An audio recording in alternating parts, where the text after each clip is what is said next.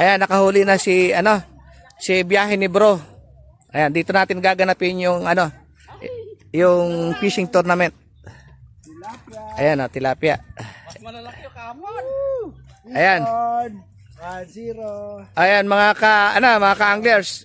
Dito po tayo magdadaraos ng ng fishing tournament. Dito sa Suba Blissy Farm. Dito lang po 'yan to sa pahanan ng Arayat. Bundok Arayat. Ayan. Pahanan, ayan. Maluwag po to, maluwag. Ayan, ayan. Pakiramdam na makahuli, Master. Ayan, ayan. Sobrang sarap sa pakiramdam. Ito yung stress reliever na talagang babalik-balikan mo. Addiction din po kasi yung pagpipishing. Kaya punta na kayo dito sa Suba Blessed Farm. Dito natin gaganapin yung ating fishing tournament. Team Brothers Fishing Tournament. Dito po. Ayan o. Ayan. Kasama po natin si Biyahe ni Bro. Yeah. At saka si Bukal Fishing TV, syempre. dito lang po to sa Suba Blessed Farm. Suba Blessed Farm. Yan. Picture, Master. Ayan. May record na tayo, ha? Tsaka ayan pa yung mga kasama natin. Maluwag po to. Nasa 5,000 ba to? 5,000 hektar? 5 hektar? 8 hektarya po to mga mga ka-angler. Ayan, yan.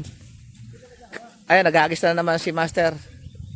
Mamaya po update ko kayo kung yung saktong date at saka kung paano po ang mga Masarap po rito. May mga duya, may cottage. Pero hindi po tayo magbabangka para hindi magulo. Ayan. May mga cottage. Pwede rin po overnight dito. Dito lang po to sa may pahan ng bundok ng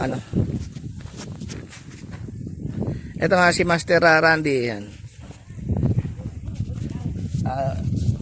Kita-kita tayo dito sa April 26.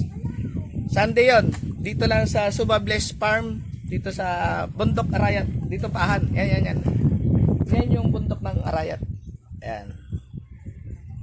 Kaya ayusin natin. Sasabihin natin kung ano mga rito. Kung mga magkano pa premyo. At saka pwede rin mag-overnight ko rito. Mamaya, babanggitin natin lahat sa inyo yun mamaya. Bye-bye.